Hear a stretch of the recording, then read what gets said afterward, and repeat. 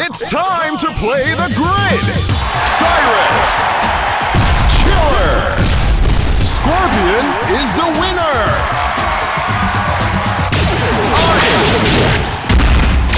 Great shot! Trixie! Kahasu! Keep it up! You're doing great! Oh, I love it! Whoa! Did you see that? Bingo! Wes! April! Flint! Look at me! Oh! That's gotta hurt! Outstanding! Phenomenal! Booyah! What a great game that was! And remember, folks, it's all an illusion! After the release of Mortal Kombat 4, Ed Boon and his part of the Mortal Kombat team focused on the development of a third-person shooter, called The Grid. The game was released in the arcades in the summer of 2000, with several tournaments taking place shortly after the release.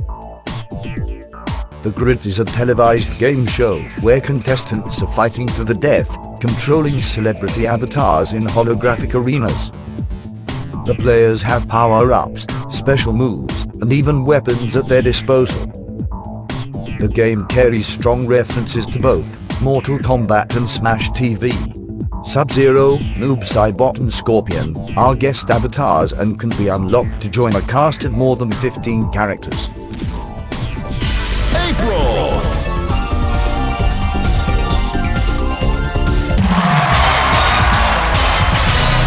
Powered by the second generation of Bezos hardware, this title features not only advanced graphics and high resolution, but also supports multiplayer matches for up to 6 machines and a saving feature.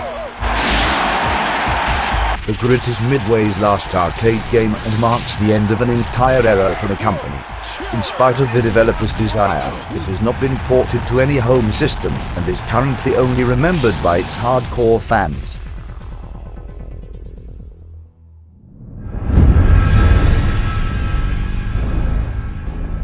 With Ed Boon and his part of the Mortal Kombat team developing The Grid, it was up to John Tobias and the people behind Mythologies to create the next game of the Mortal Kombat franchise.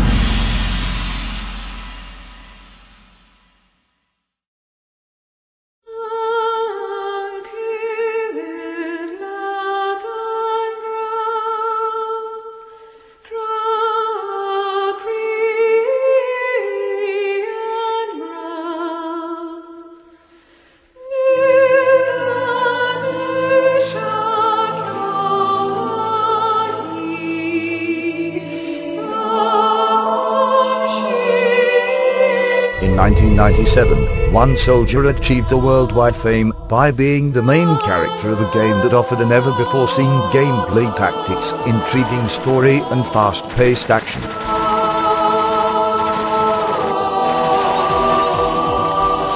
One year later, two Special Forces agents took on a similar path, hoping to repeat his success. Work on Mortal Kombat Special Forces started shortly after the release of Mythologies, with planned release date in 1999.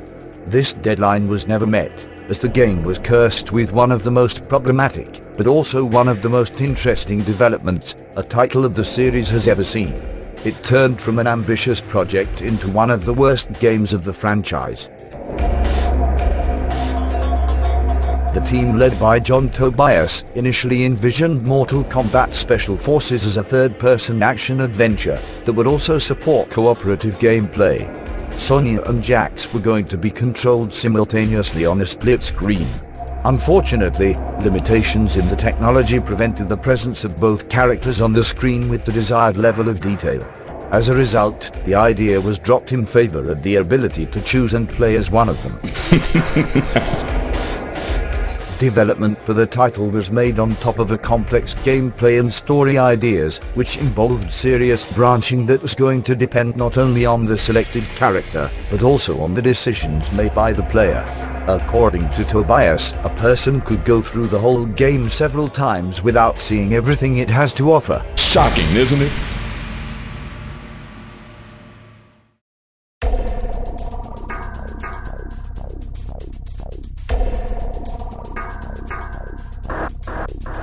In addition to the branching story, the game was going to benefit from an advanced motion capture techniques to achieve smooth and realistic animation while the characters walk, fight, climb ladders or swim, making their way through the levels. Similar to Tomb Raider, the game was going to offer different puzzles which the player would need to solve in order to progress further. The initial story takes place before the events of the original Mortal Kombat and was supposed to explain the rivalry between the two agents and Kano, leader of the Black Dragon. The first missions were going to offer a pure military feeling and be set in the real world, with supernatural elements being introduced slowly as the player progresses into the game, learns about world and meets characters such as Raiden and Shang Tsung. A pre-disfigurement Paolo was going to appear as a member of Kano's clan. In addition, the player was going to learn and witness the way Kano lost one of his eyes. The developers were facing a big challenge with Jax's bionic arms. According to Tobias, the arms were already a trademark for the character, and they were struggling with how and whether to keep them in the game, as they were not part of the story until Mortal Kombat 3. The plan was either to completely remove them or to introduce them as an initial prototype. The story was going to be told with 3D scenes rendered in real time to make all versions of the game look exactly alike.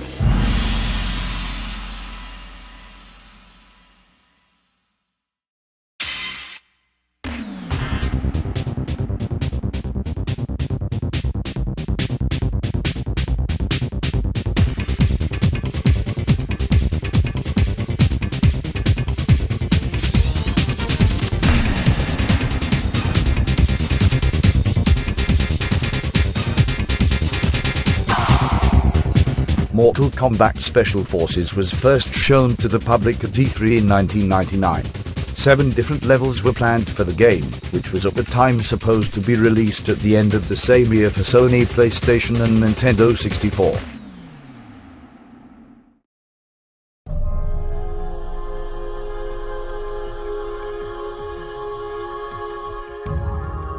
Several months after the show, John Tobias and a few other members of the team left Midway to pursue other career opportunities. Among the stated reasons was a desire from the group to take ownership of the products that they are creating.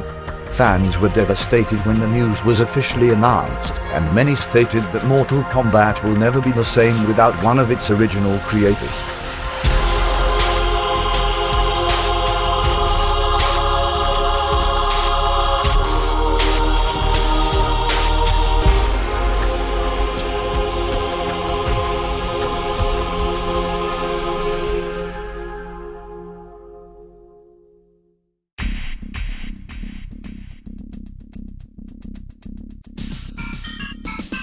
Upon leaving Midway, Tobias thought that Special Forces was going to be cancelled, as they were facing engine problems with the already struggling title.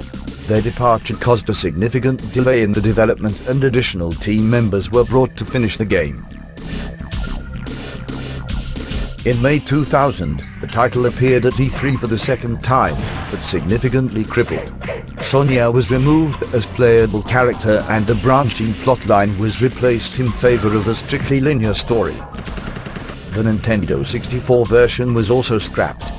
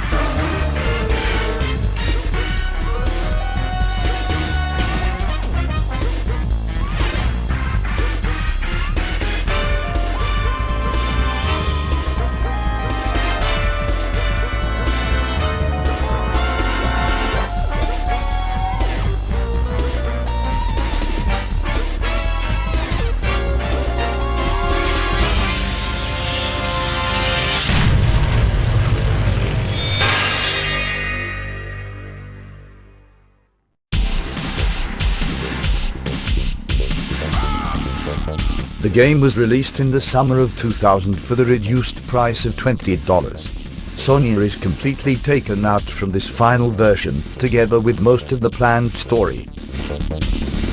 Characters like Raiden and Shang Tsung do not appear at all. However, the 3D models of several of the planned characters, including Kabal, are used in the game, but the characters themselves are neither mentioned by name, nor play any part in the story. Jax's arms, and Kano's cybernetic eye, also remain unexplained. Starting with Special Forces, Kano's descent was officially changed from the original American-Japanese to Australian, because of Trevor Goddard's well-received interpretation of the character in the original movie. In this, and in all future games, Kano's design closely resembles the look of the actor. 4 characters were added to the ranks of the Black Dragon to assist Kano in his scheme. No Face. This highly disfigured clan member possesses extensive knowledge of incendiary and explosive devices. Tarsia. A skillful fighter and an expert swordswoman. Jerick. The only one of the 4 who has appeared in a previous installment of the franchise. Tremor. This ninja fighter was originally planned for Mortal Kombat Trilogy as a playable member of the Link Way, but did not make the final cut. In Special Forces, the loyalty of the Earthquake Ninja lies with Kano. A new female agent named Gemini is introduced to assist Major Briggs in his mission. She is his base operative, and delivers important information from the headquarters of the Special Forces Agency.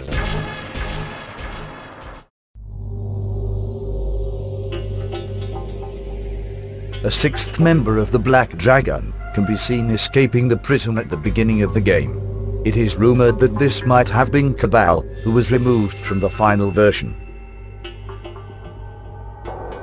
Mortal Kombat Special Forces received mostly negative reviews by both the critics and the fans. The game failed in every possible way, except in one. It did an impressive job at disappointing even the hardcore fans of the franchise. To add salt to the open wound, Midway removed John Tobias from the final credits. This act was met with disapproval from many of the fans, who could only wonder how the game would have turned out had it been finished by the people who started it.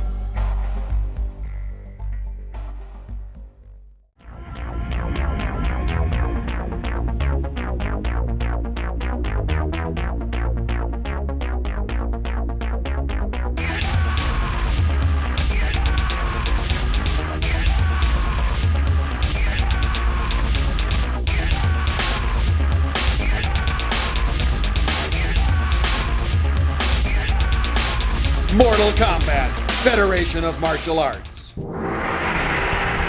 In the summer of 2000, Threshold Entertainment launched Mortal Kombat Federation of Martial Arts, an interactive web series released exclusively on the official website of the franchise.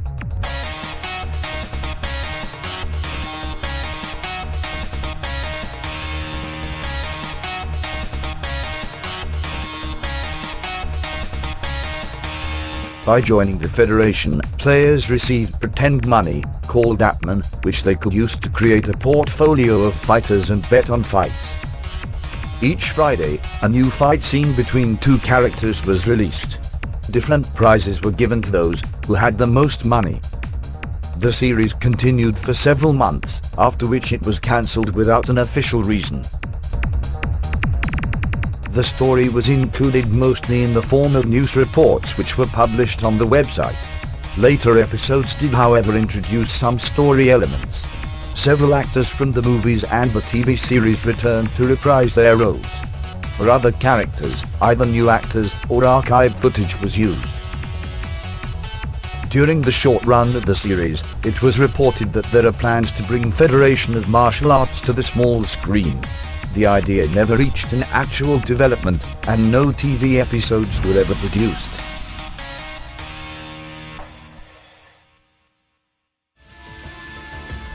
Mortal Kombat Federation of Martial Arts had a very small budget, which led to the creation of terrible fight scenes, bad acting, and lame special effects.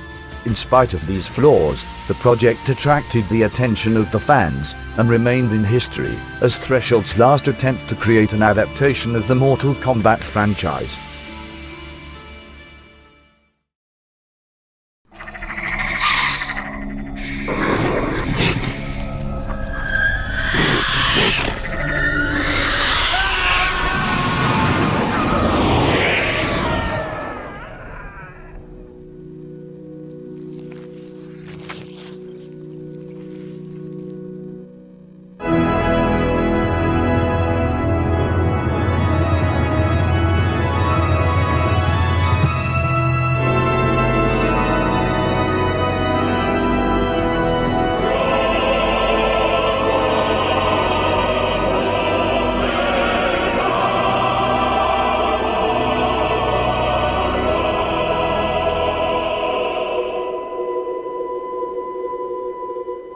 In 2001, Nintendo launched its next-generation handheld system, the 32-bit Game Boy Advance.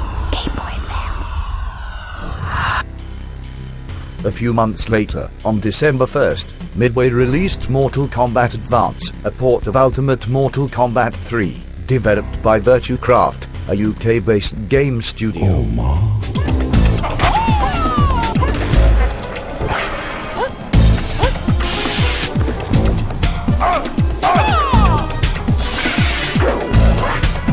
That was fun!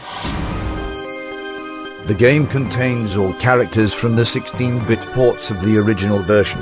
Noob Saibot and Rain can be selected from the start, and the two boss characters can be unlocked. However, most of the finishing moves were removed from the game. The graphics look bad when compared to other Mortal Kombat games released later on the same system.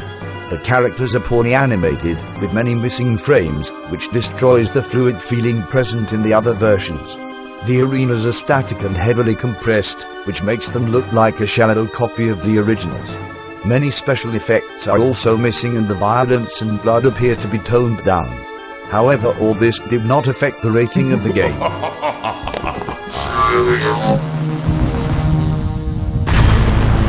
Fatality. Oh, what?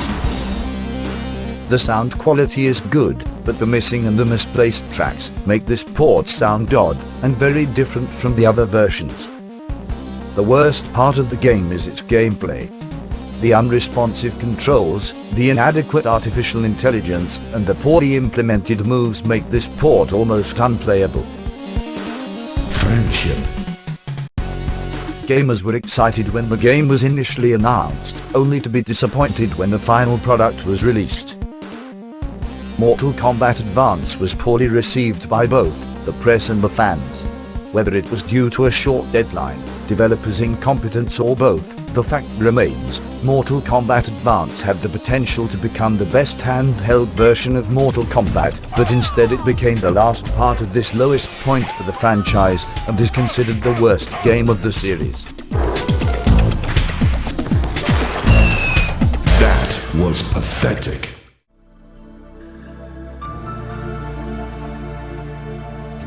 For several years, Mortal Kombat has struggled to keep its head above water. Rushed and unpolished projects were released for the sole purpose of capitalizing on its popularity and forced many fans to leave the franchise in the past. Neither the latest games nor the TV series could withstand the push of the rising competition. The remaining loyal fans had no other choice but to wait patiently, asking themselves what would succeed in picking up the franchise from the reached bottom.